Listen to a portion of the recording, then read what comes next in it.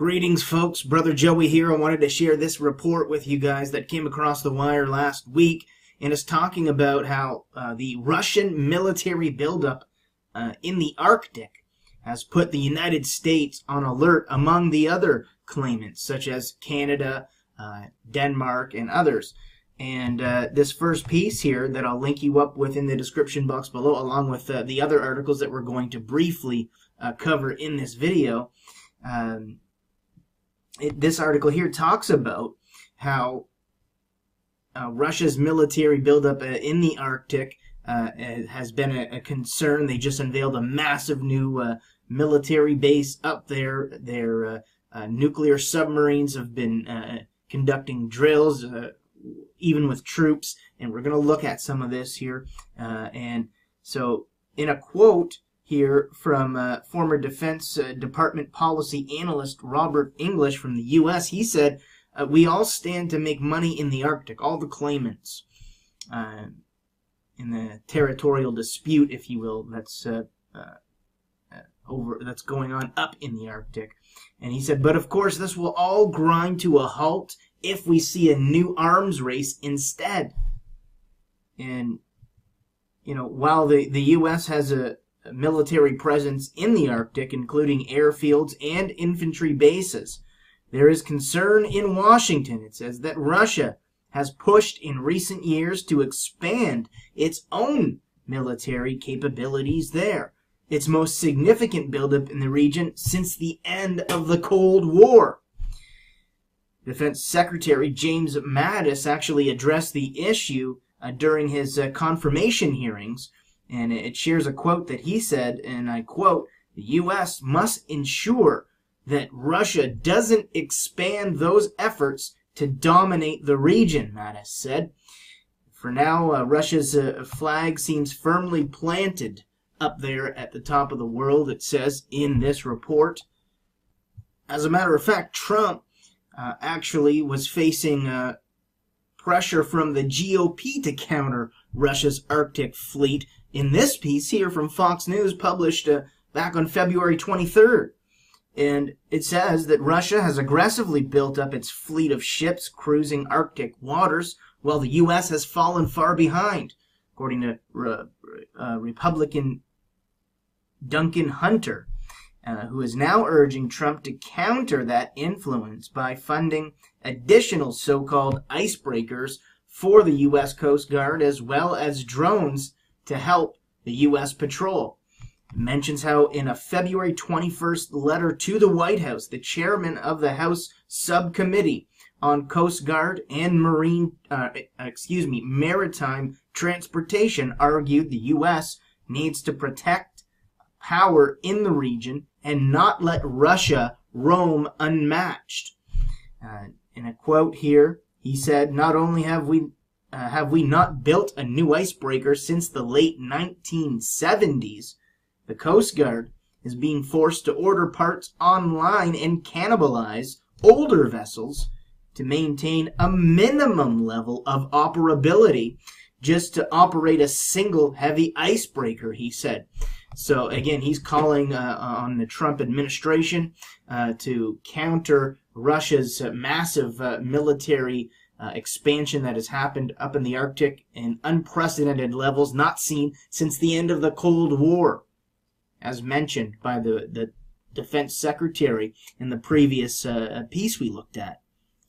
In fact, it was reported back on January 31st that Russia was involved in its biggest military push in the Arctic since the fall of the Soviet Union. Basically, they were pouring in money and missiles and building a new generation of nuclear icebreakers.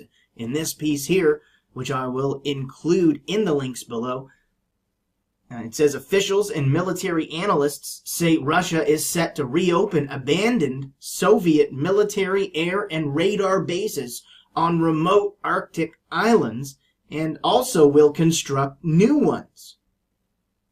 It says here in a quote from Mikhail Barabanov, the editor-in-chief of Moscow Defense Brief, he said in a quote, "The modernization of Arctic forces and of Arctic military infrastructure is taking place at unprecedented levels not seen," he says, "not even seen in Soviet times." Meanwhile, the Russian combat submarines have apparently returned to the Arctic region, as we see, and apparently this piece here talks about how they will increase their presence even more in the near future, according to Admiral Viktor Kochemazov, the head of the combat training department of the Russian Navy, and what he told the Russian newspaper Krasnaya Zvezda, if I said that correctly. And in an interview with the Russian newspaper, this Admiral Viktor Kochemazov, the head of the combat training department, as I said, of the Russian Navy, said that the next few years will see Russian battle submarines increasing their presence in the Arctic region. Goes on to say here that developing the Arctic Ocean basin is one of the main tasks set by the Russian commander-in-chief, a task that Kochemazov said will be resolved by stationing Russian submarines there on a permanent basis. And this Russian Navy admiral, he said, in the future, we plan to further increase our presence in the Arctic region as a matter of national state security. And then this piece came out just about 4 days ago now, and it's talking about how Russian submariners are perfecting their under-ice navigation skills up in the Arctic. And this is from a Russian news agency, TASS, and it's talking about how the crews of Russian strategic submarines are sharpening their skills of under-ice navigation in Arctic conditions. Defense Minister Army General Sergei Shoigu told the ministry's board meeting on Friday. He said, "Arctic practices continue. The crews of strategic missile submarines are perfecting the skills of under-ice sailing. The Northern Fleet naval groups annually make voyages across the Northern Sea route," the defense minister said. Also, he said, tactical drills are conducted on Arctic island archipelagos as well. And he said that servicemen of the Arctic Motor Rifle Brigade continue learning to operate new types of military hardware adapted to low temperatures, the Russian defense minister said in this report here. Moving on here, Russia apparently also plans to build the first ever civilian nuclear-powered submarine for Arctic prospecting. And it says here that Russia has a project for a nuclear-propelled submarine which would carry seismological equipment instead of missiles. An advanced research official said the vessel would be used to explore the Arctic's mineral riches. And really, that's something that's a major underlying factor of all these territorial claims in the dispute over there. There is billions and billions of dollars of minerals and different reserves untapped there in the Arctic, and primarily that's what's driving a lot of these, especially Russia, because we're going to see here in the next couple pieces that they're depending on this for their economy, and we'll talk a bit more about that. But this next piece here talks about how the Russian President Vladimir Putin has instructed the Defense Ministry and the FSB Security Service to ensure protection of national interests in the Arctic. In the quote here, it says, "The Defense Ministry, Federal Security Service, and its border branch need to implement their plans aimed at protecting national interests from the point of view of bolstering the country's defense capabilities and protecting our interests in the Arctic, along with normal operation of the Northern Sea route, Putin told Defense Minister Sergei Shoigu at a meeting on the Arctic Development Forum. And as I previously mentioned, there's the different oil reserves and minerals down there, and this piece talks a little bit about that. As it says here, Russian President Vladimir Putin on Wednesday visited the Arctic archipelago as part of Russia's efforts to reaffirm its foothold in the oil-rich region. On a tour of the Franz Josef Land Archipelago, a sprawling collection of islands where the Russian military has recently built a new runway and worked to open a permanent base, Mr. Putin emphasized the need to protect Russia's economic and security interests in the Arctic. And in the piece here, he goes on to emphasize about the importance of these reserves and they're in relation to the Russian economy. In fact, it talks about it also in this piece here, which, of course, I'll link you up with below. It talks about how Putin visited this chain of Arctic islands as part of Russia's efforts to reaffirm its hold on the oil-rich region up there in the Arctic. And it may possess far more untapped reserves than we're even aware of. And their estimates are probably very conservative, and those estimates represent vast amounts that may cause nations to build up militarily, to stake claims to particular areas, as Russia is doing here, which has caused alarm to the U.S. and some of the other nations who have claims in there. But this piece goes on to talk about how the Russian president arrived for this tour, as we've been looking at, and speaking during the visit, he said that natural resources, which are of paramount importance for the Russian economy, are concentrated in this region, Putin said. And the Arctic is thought to hold 1/4 of the planet's undiscovered oil and gas, and is the subject of increasing rivalry between countries as the melting of the polar ice caps opens up more of the region for exploration. Of course, we know, as I've talked about in previous videos, the United States, Canada, Denmark, Norway, they've also tried to assert claims over parts of the Arctic.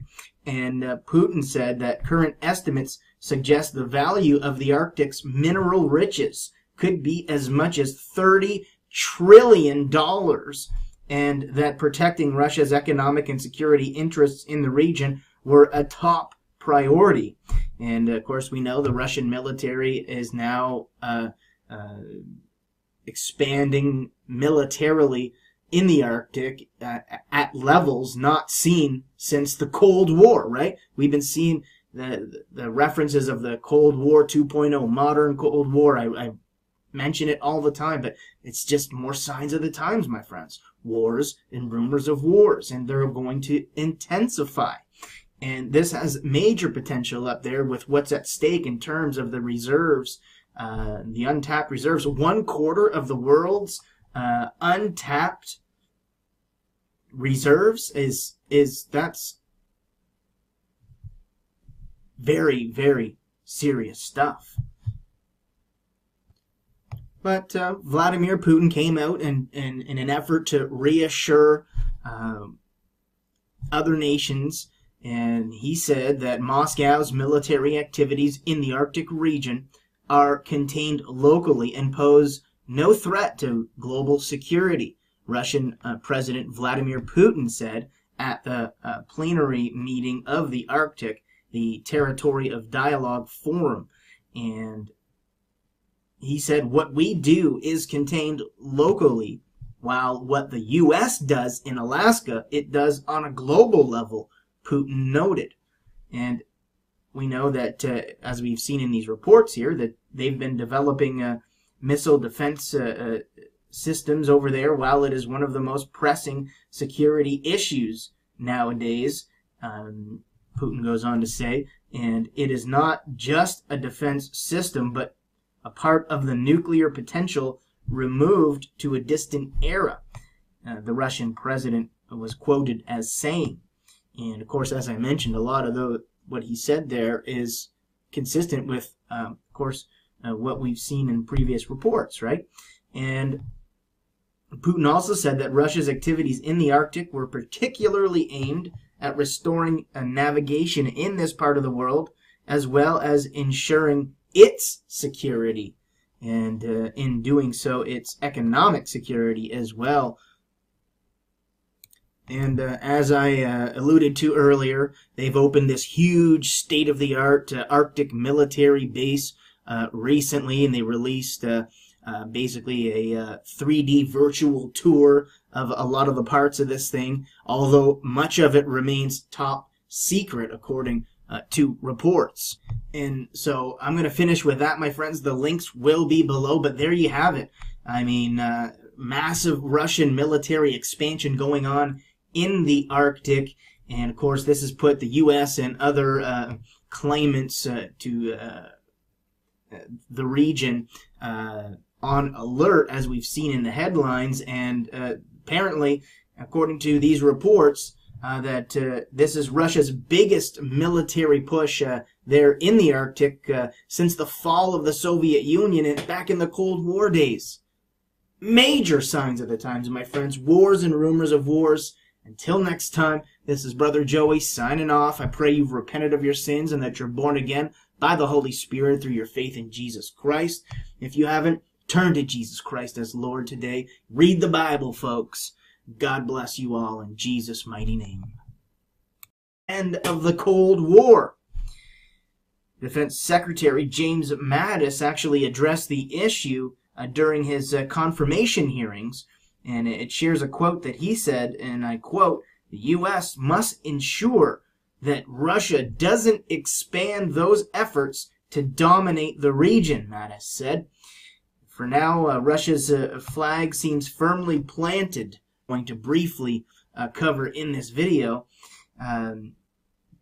This article here talks about how Russia's military buildup in the Arctic has been a concern. They just unveiled a massive new military base up there. Their nuclear submarines have been conducting drills, even with troops, and we're going to look at some. Greetings, folks. Brother Joey here. I wanted to share this report with you guys that came across the wire last week, and it's talking about how the Russian military buildup in the Arctic has put the United States on alert among the other claimants, such as Canada, Denmark, and others.